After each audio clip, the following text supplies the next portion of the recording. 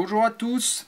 Aujourd'hui, un montage qu'on doit au monteur Alain Lemaître, que je vais revisiter un petit peu à ma façon au niveau des couleurs, des matériaux. Mais c'est un montage qui s'appelle l'Alan Kiro.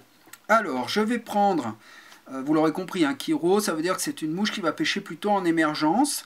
Donc, un hameçon K10 baissant, courbe, voilà, on va dire de 16 jusqu'à 10.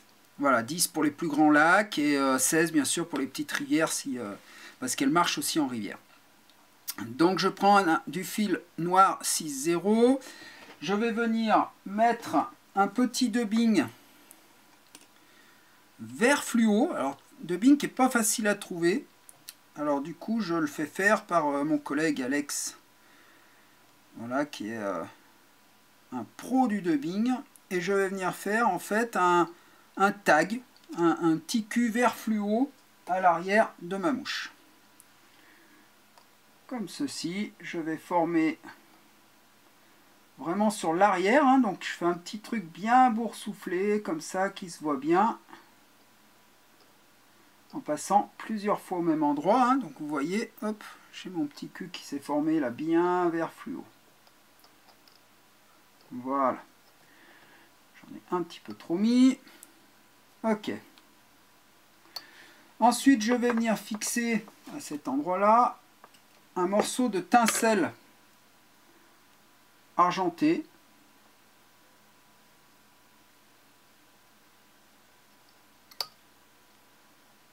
Voilà. Et je reviens me mettre.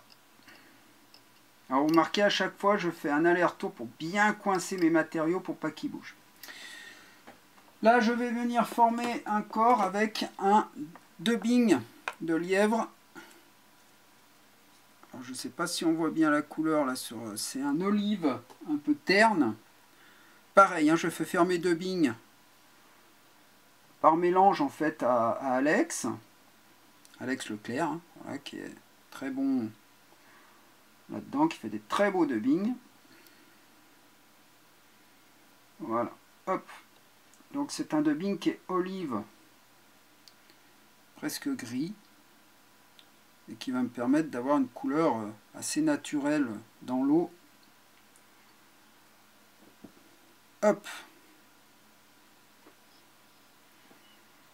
Et je forme avec ce dubbing mon corps. Tranquillement. Voilà. Alors, je vais avec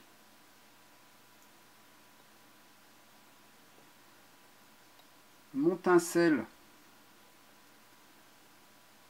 venir cercler le corps ainsi formé en spire non jointive. De façon à mettre un peu de brillant dans le corps. Comme ceci. Et je vais le bloquer avec. Alors vous avez vu, j'ai laissé un tout petit peu de dubbing de façon à bien coincer discrètement mon tinsel. Et surtout, je vais pouvoir créer une boule. Voilà, qui forme simplement mon thorax. Maintenant, je vais venir contre cette boule poser ma plume, mes fibres de plume de CDC, de cul de canard, couleur ocre, qui vont venir former mon aile. Je choisis vraiment les fibres. Voilà, alors je rappelle, hein, mon aile ne dépasse pas la longueur de ma hampe, sinon ça va me décaler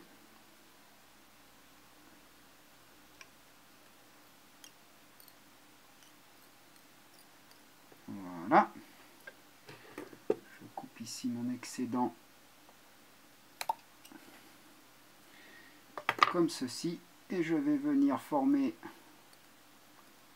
ma tête.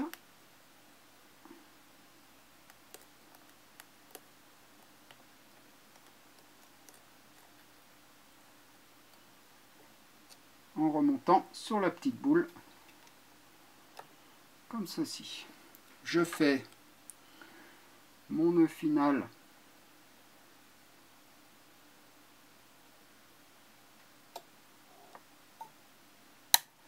hop là, ça c'est des choses qui arrivent, rien de grave.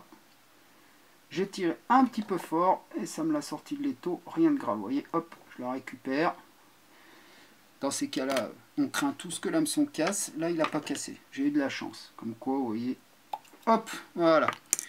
Je vais venir simplement, donc ma mouche est finie, je vais venir simplement, maintenant vous avez l'habitude, hein, finir en brûlant légèrement les fibres qui pourraient me gêner au niveau de mon œillet. Voilà. Une petite pointe de cyanolite et ma mouche est finie. Donc c'est un chiro émergent qui va pêcher donc le corps dans la pellicule. C'est une mouche qui m'a valu beaucoup de succès dans les lacs de montagne. Mais en petit modèle, j'ai fait aussi des belles pêches sur des rivières comme l'Ain, comme le Rhône. Voilà. Donc vous pouvez choisir d'égaliser un petit peu votre aile.